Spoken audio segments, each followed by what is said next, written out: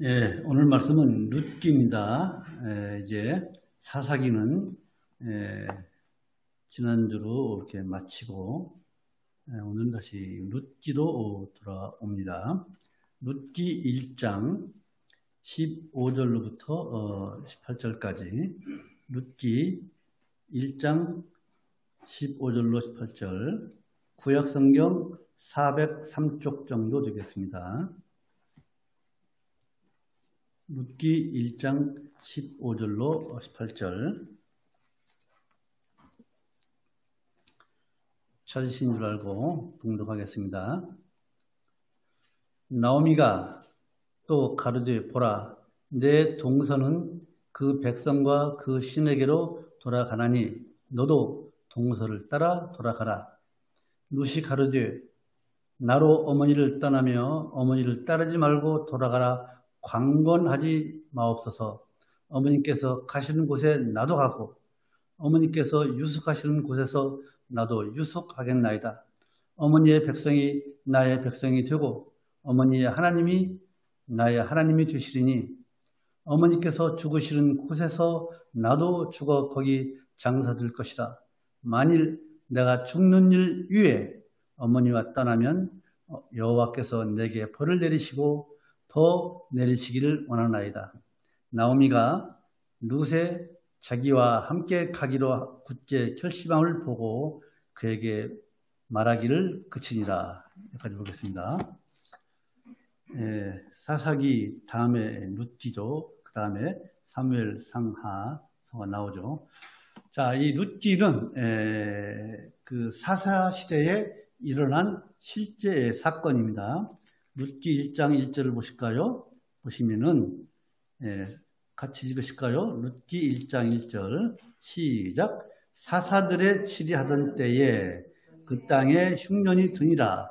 유다 베들레헴의 한 사람이 그 아내와 두 아들을 데리고 모압 지방에 가서 우거하였는데, 자, 이처럼 룻기는 사사 시대에 일어난 실제 사건인 것입니다. 그런데 이 룻기가 언제 기록되었느냐 하는 것이죠.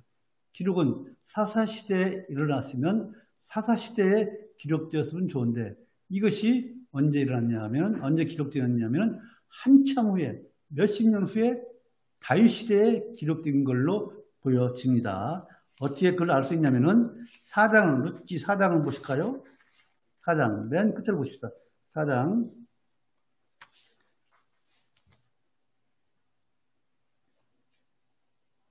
찾으십니까? 18절로부터 22절까지 이게 다윗의 조상입니다. 보면은 한번 보실까요? 쭉 읽으실까요? 베레스의 세계는 이러하니라. 베레스는 헤스론을 낳았고 헤스론은 남을 낳았고 남은 암미나답을 낳았고 암미나답은 나손을 낳았고 나손은 살몬을 낳았고 살몬은 보아스를 낳았고 보아스는 오벳을 낳았고 오벳은 이새를 낳았고 이새는 다윗을 낳았더라. 즉 다윗이 세상에 있는 것으로 기록된 것으로 보아서 이 룻기는 다윗 때에 기록된 것이 아니냐. 사실 이 사건이 일어난 것은 훨씬 다윗이 태어나기 전에 일어난 사건인데 여기에 다윗이 기록된 것은 다윗 때에 기록된 것이 아니냐라고 이렇게 신학자들이 이야기를 하고 있습니다. 그런데 어느 신학자는요. 자, 그러면 보십시다. 우리 성경을 이 정경에, 이 구약 성경에 어떻게 구분하냐면 율법서, 창출내미신 율법서, 그 다음에 역사서거든요. 여호수아서, 사사기, 룻기, 그 다음에 사무엘 상하, 왕상왕하, 역대하 상하, 그 다음에 에스라, 또 느헤미야, 에스더 이렇게 쭉 나오거든요. 이것이 역사서예요. 그 다음에 시가서 나오고 이제 예언서가 나오는데 이게 구약 성경의 대분류인데 역사서 속에 이 룻기는 역사가 아니란 말입니다. 역사서 속에 왜 여기 껴있느냐. 즉 사사기 이거 봤잖아요. 사사기와 사무엘 상하서 사이에 왜 이 자그마한 성경, 이 두 장밖에 안 되는 이 성경이 왜 여기 껴있느냐. 그거예요. 왜 룻기가 역사서에 배열되어 있느냐 하는 것을 우리가 한번 잠깐 생각해 보죠. 그것은 뭐냐면은 그래서 이렇게 역사서 사이에 껴있는 이 룻기를 어느 신학자는 아주 진주와 같은 책이다. 사사시대의 그 암울하고 하나님을 배반하는 그 시대에 아름다운 이 한 이방 여인의 신앙 이야기를 기록한 이 책이 여기 껴있는 것은 마치 진주와 같이 아름다운 책이다라고 이야기를 한 신학자도 있습니다. 어쨌든 이 책이, 즉 룻기가 역사서에 끼어 있는 것, 역사서에 배열되어 있는 것에 우리는 주목을 해야 됩니다. 그게 뭐냐 하면은 그 룻기를 이 역사서에 끼워놓는 이유는 그 목적이 뭐냐면은 이방 여인 룻이라고 하는 이 여자의 아름다운 신앙을 우리에게 전하기 위한 목적도 있지만은 그것보다도 룻이라고 하는 이 여자, 이방 여인을 택하신 하나님께서 어떻게 구속사를 이끌어 오시는지, 그 하나님을 배반하는 그 사사시대에도 이러한 여인을 하나님께서 택해서 우리를 구원하시기 위한 하나님의 일하심, 그 일하심이 어떻게 흘러왔는지를 알려주기 위해서 이 역사성은 없지만은 그 역사서 사이에 룻기를 끼워 놓았다. 그런 의미가 있는 것입니다. 하나님께서 일하셨다. 하나님께서 일하심을 우리에게 보여주신 것이다. 즉 사사시대는 뭐예요? 하나님을 향한 방향을 잃은 시대잖아요.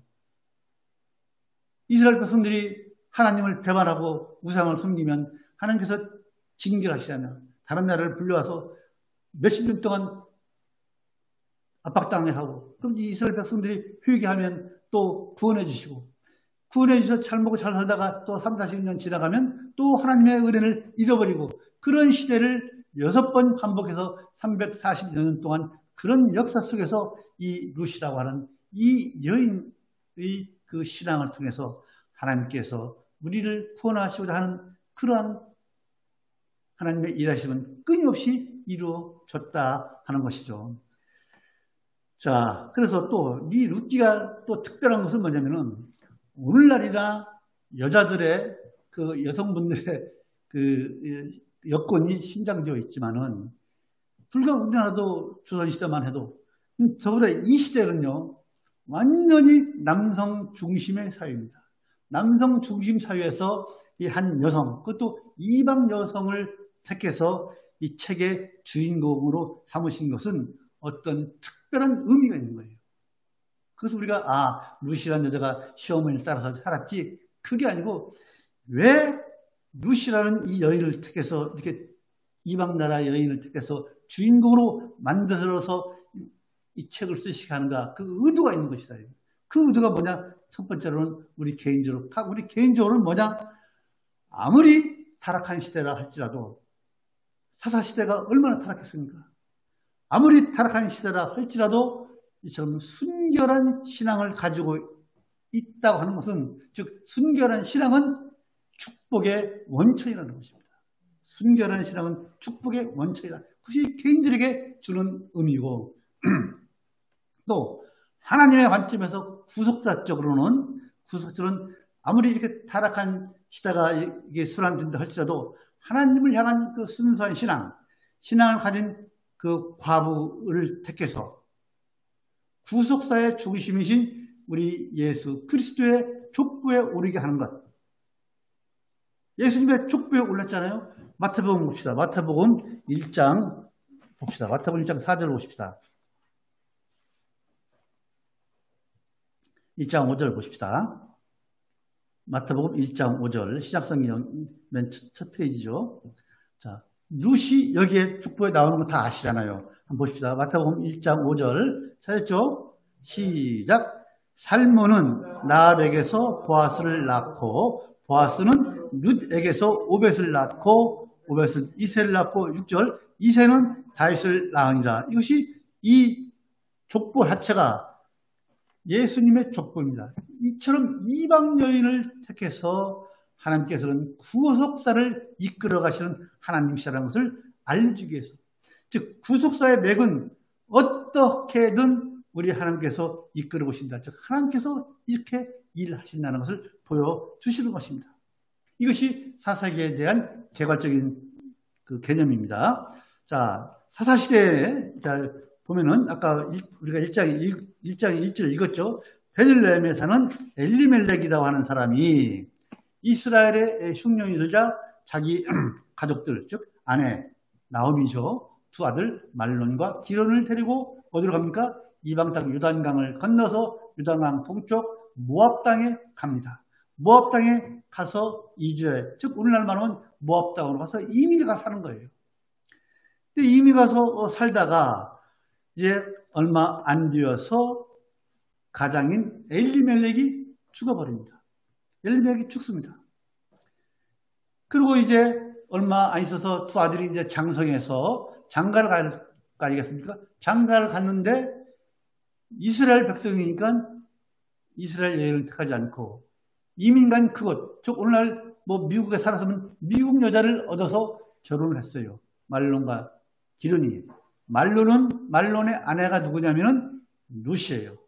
기론의 아내가 오르바예요. 그쵸? 성경에 나오는데. 어쨌든 이렇게 이방 여인과 엘리멜렉의 두 아들, 즉 나오미의 두 아들이 결혼해서 살았습니다. 그런데 그것도 얼마 못 가서 그 두 아들이 자녀를 낳기 전에 죽어버려요. 그래서 남은 사람이 누구예요? 나오미와 룻과 오르바, 여자 세 명만 남았어요. 지금이야 여성들이 경제 능력이 얼마든지 해서 혼자서 살지만은 그 옛날에는 집안에 남자가 없으면 그 여자는 정말로 어려운, 이제 셋만 남았습니다. 근데 이것이 불과 모압으로 이사간 지 10여 년 만에 그런 일이 일어났어요. 그런 일이. 1절 4절 보면요. 룻기 1장 4절 보면 그들은 모압 여자 중에서 아내를 취하였는데 하나의 이름은 오르바요 하나의 이름은 룻이더라. 거기 거한 지 10년 즈음에 남편과 두 아들이 다 세상을 떠난 거예요. 이 여자만 남았어요. 과부 같은 이 나오미는 참으로 얼마나 실망했겠습니까? 그래서 자기 신세를 아마 한탄하실지 몰라요. 아마 자기 신세에 대해서, 자기 처지에 대해서 내 불행이 왜 이렇게 어디서 왔는가 아마 곰곰이 생각했을지 모릅니다. 여러분, 이 불행에 대해서 우리가 남의 불행에 대해서 쉽게 왈가왈부해서는 안 됩니다. 왜? 그 어떤 불행이 꼭 인과응보로만 내가 무슨 죄를 져서 그것이 나에게 불행으로 왔다라고 쉽게 판단해서 또 쉽게 얘기해서는 안 된다는 것입니다. 남의 불행에 대해서. 그런데 나오미는 지금 어떻게 생각하냐면은 이 불행이 여호와 손이 나를 치셨기 때문이라고 이야기를 합니다. 1장 13절을 보면 하반절에 되어 있어요. 제가 읽을게요. 여호와의 손이 나를 치셨으므로 나는 너희로 인하여 더욱 마음이 아프도다.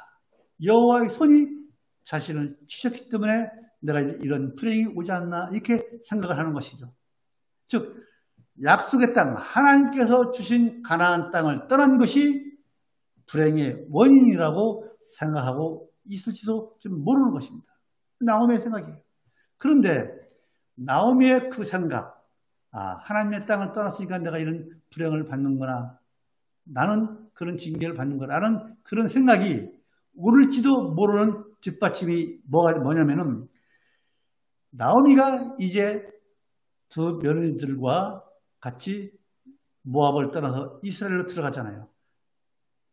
룻과 같이 들어간 오르바는 다시 자기 고향으로 돌아가고, 나오미가 이스라엘로 들어가자 나오미의 그 모든 불행은 이제 다시 회복이 됩니다. 그래서 하나님께서 하나님의 땅을 떠난 것에 대한 징계가 아닌가 하는 것이 그 추측이 맞을지도 모른다는 것입니다. 즉 하나님의 징계로 이렇게 남편과 두 아들이 죽은 것이다. 이렇게 추측할 수도 있는 것입니다. 왜? 이스라엘을 다시 들어가자, 즉 회개 아닙니까? 들어가자. 모든 것이 회복되었기 때문에. 자, 나오미는 이제 고향으로 돌아가려고 얼마나 참 황당하겠습니까? 이제 고향으로 돌아가려고 두 며느리에게 너희들 이제 젊잖아. 아들도 자식도 없는데 이제 너희들 친정집으로 돌아가라. 가서 너희 어머니 부부 밑에서 살아라. 제 인생을 살아라 하고 친정집으로 가라고 합니다. 그러나 며느리 오르바와 롯은 아닙니다. 우리가 어머니를 따라가겠습니다. 라고 해서 이스라엘 향해서 갑니다. 그죠? 이스라엘에서 가요. 얼마만큼 가다가 이제 아마 한참은 걸었겠죠.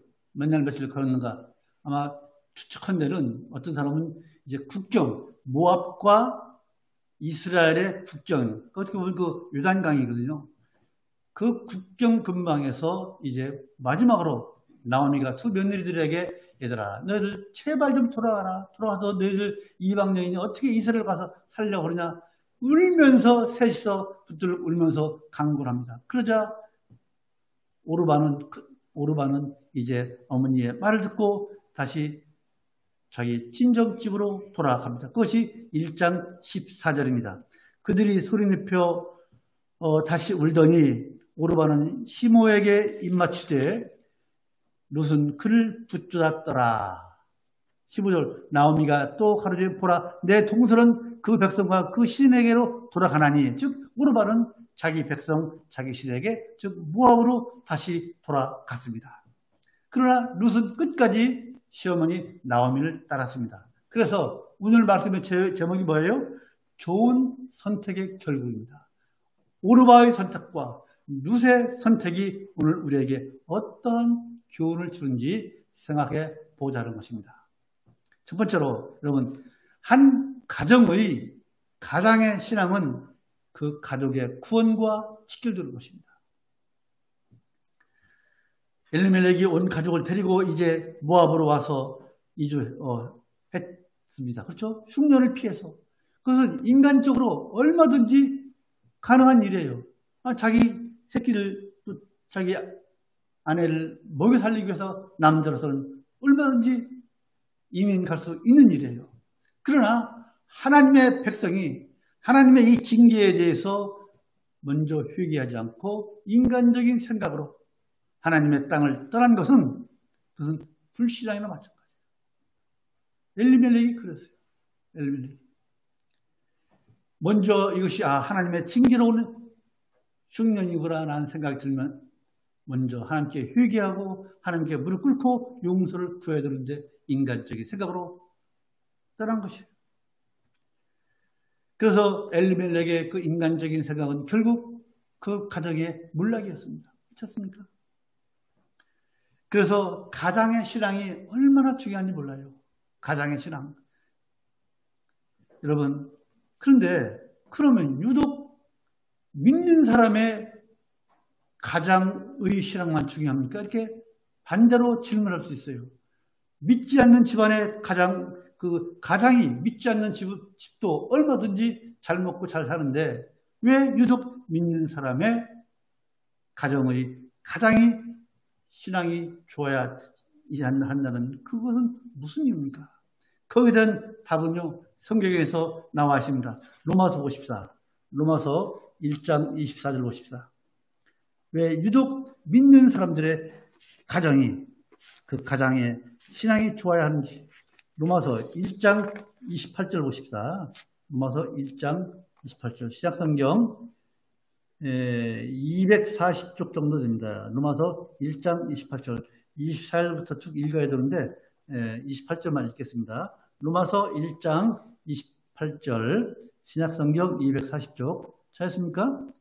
자, 왜 가장의 신앙이 좋아야 하고 믿지 않는 집안의 그 가장이 믿지 않아도 잘 먹고 잘 사는데 왜 유독 믿는 집안의 가장의 신앙이 좋아야 되는가? 그에 대한 답이 28절 시작. 또한 저희가 마음에 하나님 두기를 싫어하며 하나님께서 저희를 그 상실한 마음대로 내어버려 두사 합당치 못한 일을 하게 하셨으니 여러분 내버려 두십니다. 하나님께서는 택하지 않은 백성은요 내버려 두십니다. 제 멋대로 살게 하시고 잘 살든지 못 살든 제 멋대로 살게 하십니다. 심판 때 보다는 거예요. 심판 때. 즉 여기서 내어버려 두사 이 말씀은요 어떤 말씀이냐면 즉 허용이 아니에요. 믿지 않는 하나님께서 택하지 않은 백성들이 멋대로 살도록 허용이 아니에요. 허용이 아니고 너희들이 이미 심판이 시작되었다는 것입니다.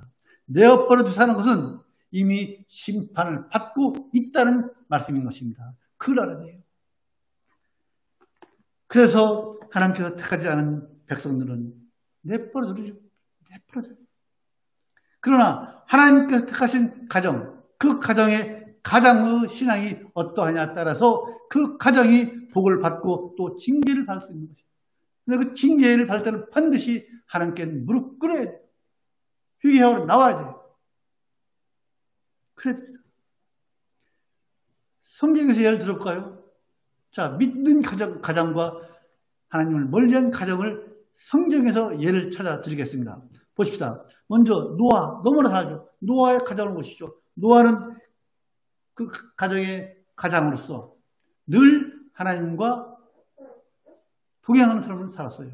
그래서 하나님께서 노아를 어떻게 평가했습니까? 보십시다. 창세기 6장 9절 보십시다. 창세기 6장 9절.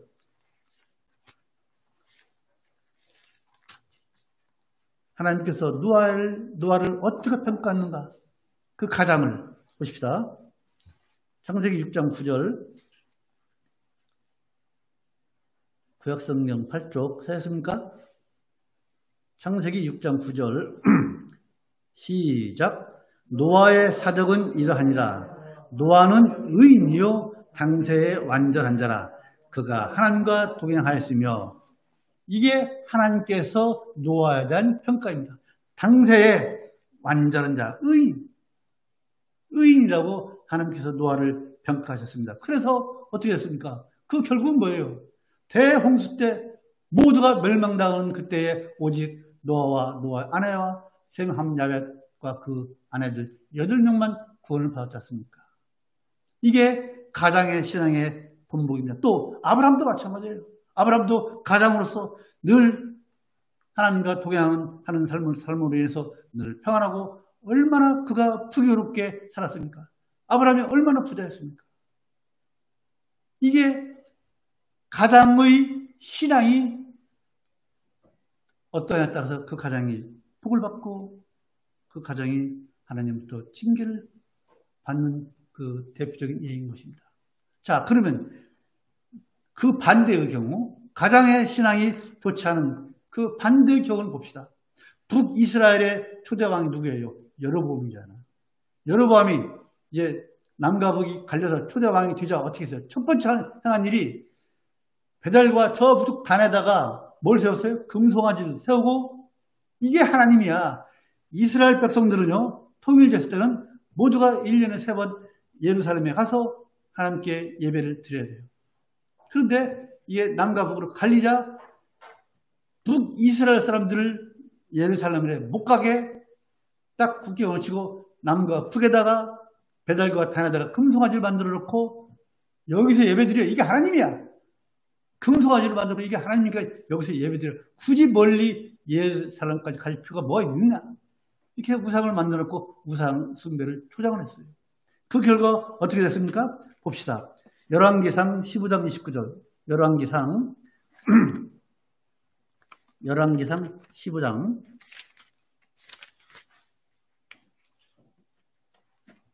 29, 30절.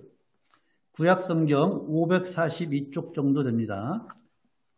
열왕기상 15장 29절. 찾았습니까? 자, 열왕기상 15장 29, 30절 시작.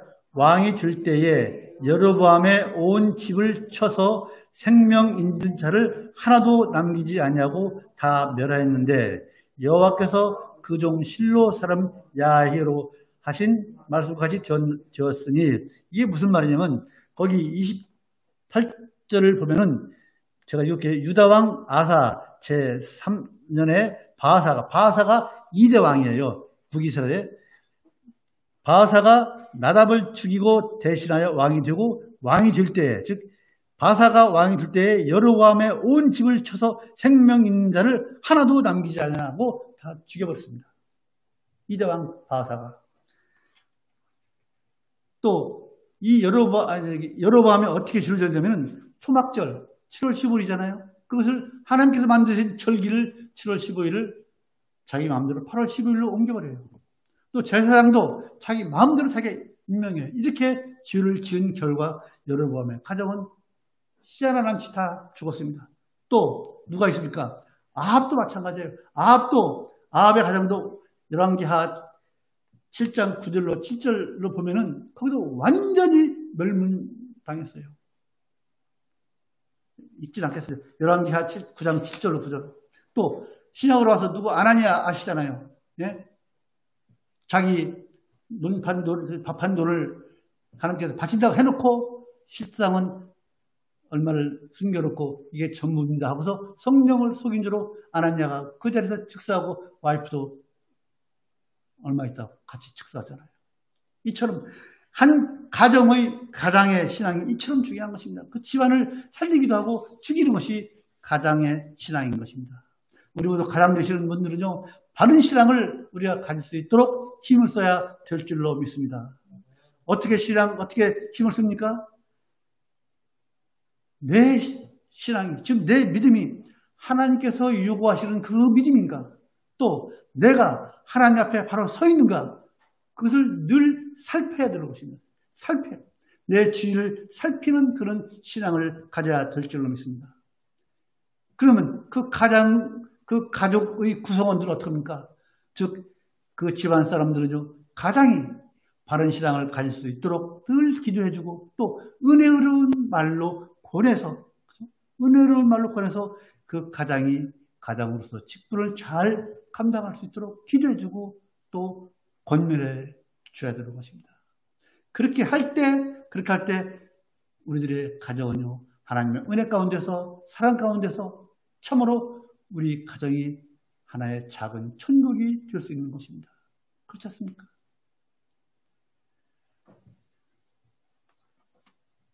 그런데 이러한 신앙을 가지고 있는 사람이 누구였습니까? 이처럼 바른 신앙을 가지고 있는 사람을 누구한테 찾아볼 수 있느냐? 우리 여호수아한테 찾아볼 수가 있습니다. 여호수아가 죽기 전에 어떻게 했는지 봅시다. 여호수아서 24장 15절. 여호수아서 24장 15절입니다. 거의 끝부분이죠. 여호수아서 24장 15절. 자, 가장의 신앙이 어떠해야 할 것인지. 자, 이 상황은 어떤 상황이냐면은 여호수아가 이제 죽기 전에 세겜 땅에다가 이스라엘 백성들을 모아놓고 신앙 그 서약식 같은 것을 하는 것입니다. 지금. 자, 읽어보십시다. 여호수아서 24장 15절 시작. 만일 여호와를 섬기는 것이 너희에게 좋지 않게 보이거든 너희 열조가 강 저편에서 섬기던 신이든지 혹 너희의 거하는 땅 아모리 사람의 신이든지 너희 섬길 자를 오늘날 택하라. 세겜 땅에 모아놓고 이스라엘 백성들에게 너희들 앞으로 우상 섬길 거야? 안 섬길 거야? 응? 그러면서 오늘 택하라. 오직 읽읍시다. 시작. 오직 나와 내 집은 여호와를 섬기겠노라 라고 이렇게 여호수아가 백성들을 모아놓고 앞으로 이 죽을 날이 얼마 안 남은 이 여호수아가 너희들 어떻게 앞으로 섬길 것이냐. 그러니까 이제 이 지역 보면 이제 우리들이 여호와를 섬기겠다고 쭉 그 백성들이 고백을 합니다. 어쨌든 이처럼 여호수아는 아무리 그렇다 하더라도 나는 나와 내 집은 여호와를 섬기겠다고 하는 이런 신앙 고백처럼 우리 예양선교의 모든 성도들의 가정이 이처럼 여호와를 섬기는 우리 하나님을 섬기는 그런 가정이 되시기를 간절히 소망을 합니다. 두 번째로 여러분 신앙 경력이 절대로 구원의 조건은 아닙니다. 아무리 오래 믿었다 할지라도 새 여자 누굽니까? 나오미 룻 오르바는요 자기 처지를 생각하면서 이스라엘로 가는 도중에 하염없이 웁니다. 눈물 나겠죠. 그렇지 않겠습니까? 진정으로 돌아가는 말에 두 며느리들은 아닙니다. 우리는 어머니와 함께 어머니의 백성이 있는 곳으로 돌아가겠습니다라고 얘기하며 진정으로 안 가고 나오미를 따라갑니다. 또 이제 얼마나 가다가 또 이제 아까 말씀드린 것처럼 국경쯤 가서 다시 이제 나오미가 제발 좀 돌아가라고 합니다. 그래서 어떻게 해요? 오르반은 시어머니의 말에 시어머니에게 입맞추고 돌아갑니다. 그죠? 그리고 그 백성과 그 시댁에로 돌아갔다고 1장 15절에서 우리가 봤습니다. 자, 오르반은 시어머니를 따라서 이스라엘의 그 땅으로 가서 하나님의 백성이 될 것이라고 갔지만은, 결심했지만은 중도에 포기함으로 인해서 하나님의 백성이 되지 못했습니다. 그렇지 않습니까? 오르반은 선택을, 하나님의 백성이 되는 것을 선택하는 것을 포기했습니다. 이것이 오늘날 우리들에게 좋은 교훈을 주는 것입니다. 즉, 오르바가 시어머니를 따라서 나섰다고 해서 또 친정집으로 돌아가려 하는 그 시어머니의 권유를 눈물로 뿌리쳤다고 해서 하나님의 백성이 되지 못한 것처럼 오늘날 교회를 다니는 많은 사람들이 하나님을 믿는다고 해서 또 주여 주여 한다고 해서 마태복음 7장 21절에 주여 주여 한다고 다 들어가지 못한다고 하는 그 말씀처럼 주여 주여 한다고 해서 모두가 하나님의 나라에 이를 수 없다고 하는 사실일 것입니다. 오르바가 중도에 포기했다.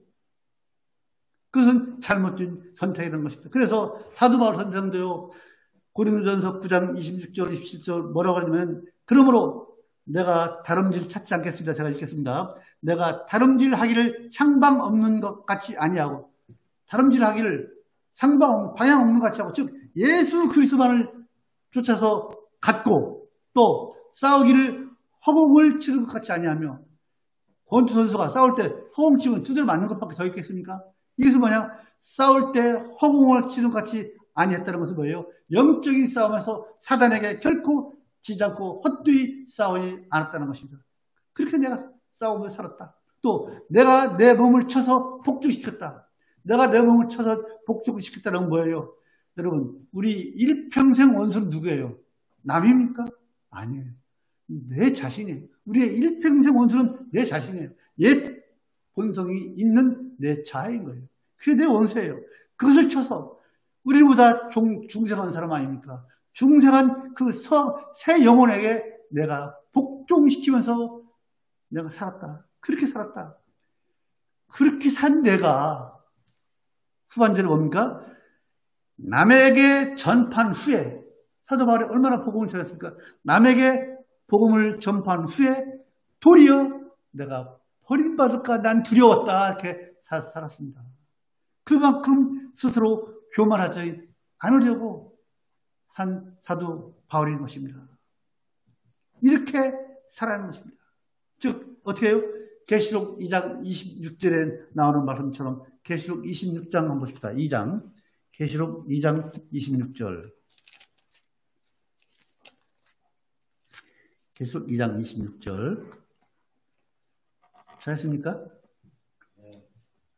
요한계시록 2장 26절 시작. 이기는 자와 끝까지 내 일을 지키는 그에게는 만국을 다스리는 권세를 주리니, 이처럼 끝까지 믿음을 지키는 자만이 우리 하나님께서 우리를 위해서 마련한 그 처소.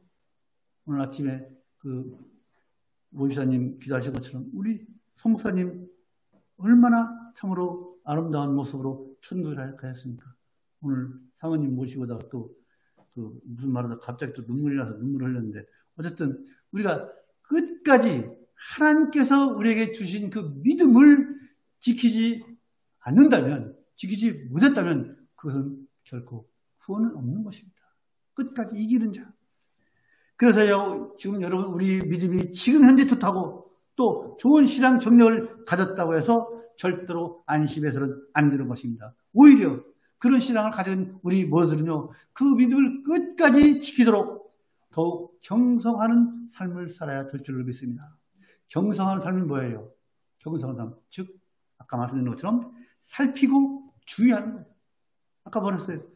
바른 신앙 가질 수 있도록 우리가 힘써야 한다는 것을 뭐라겠어요? 내가 하나님 앞에 바른 믿음을 가지고 있는가? 하나님께서 나에게 요구하시는 믿음을 가지고 있는가?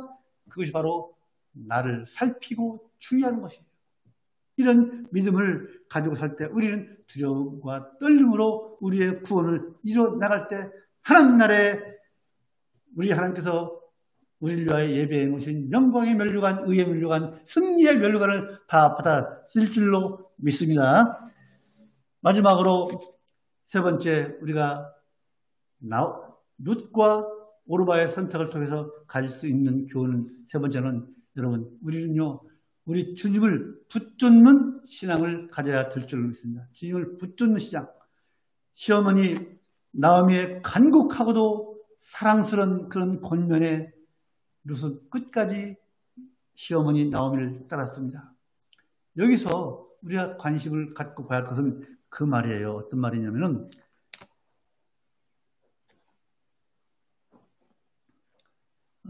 붙주닫다.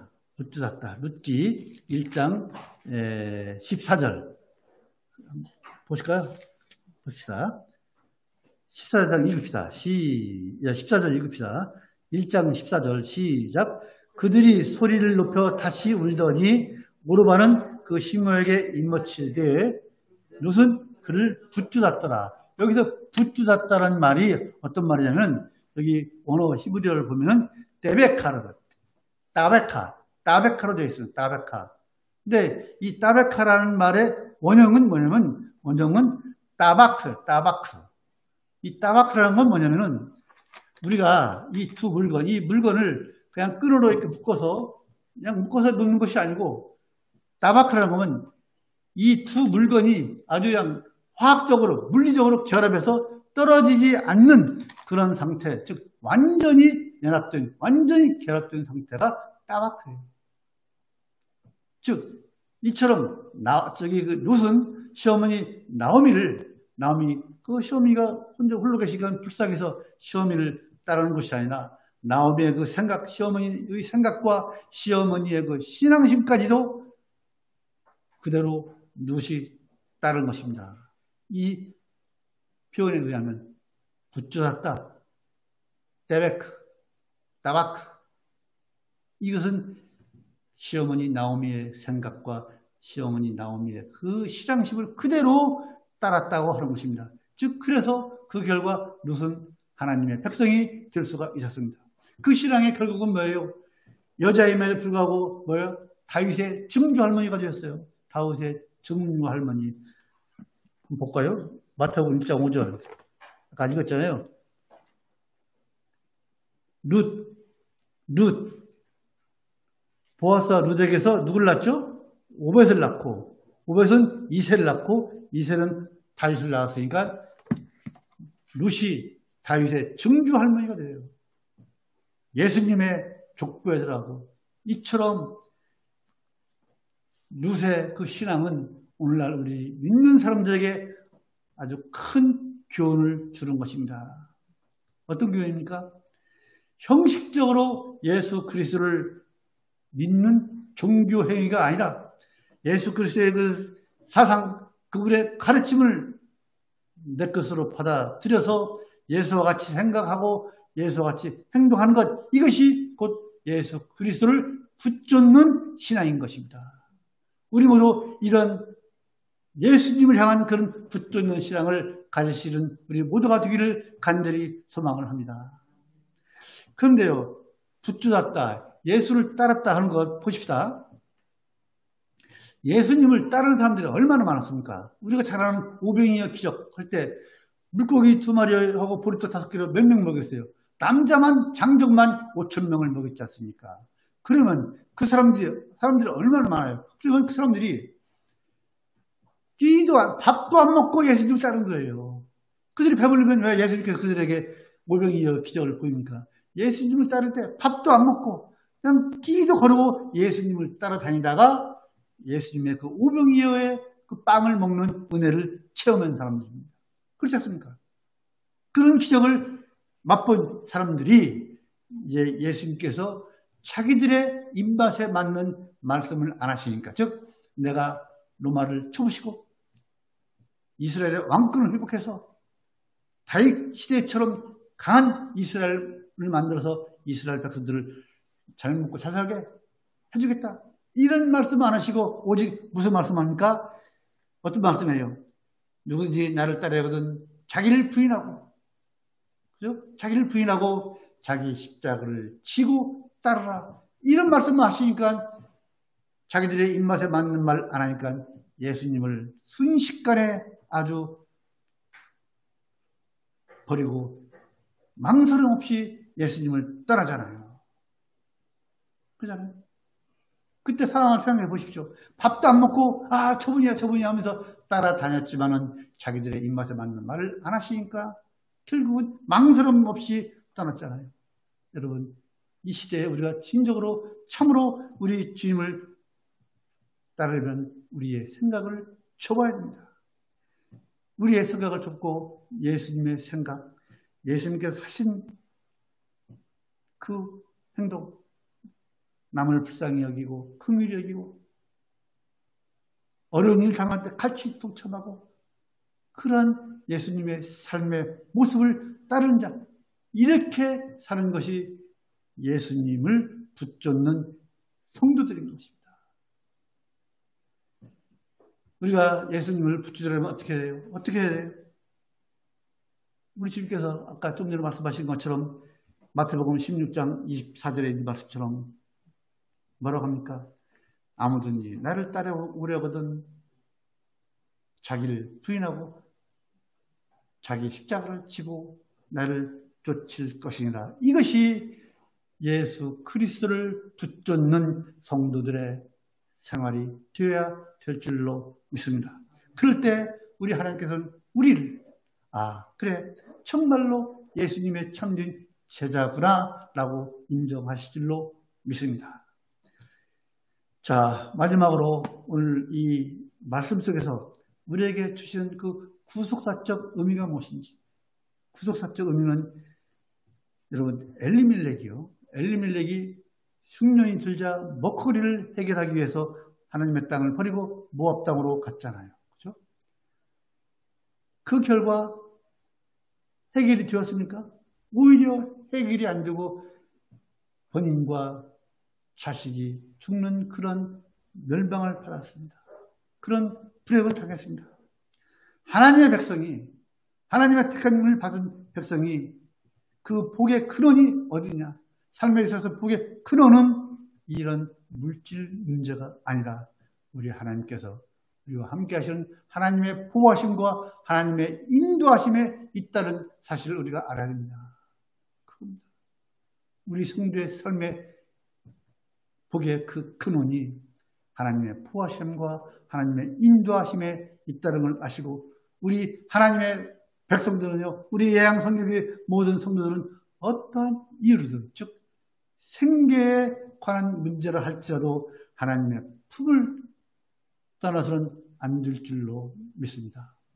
절대로 우리 하나님을 붙잡아서 우리 예수님과 연합한 그런 삶을 살아가시는 우리 예양성교의 모든 성도들이 되시기를 간절히 소망을 합니다.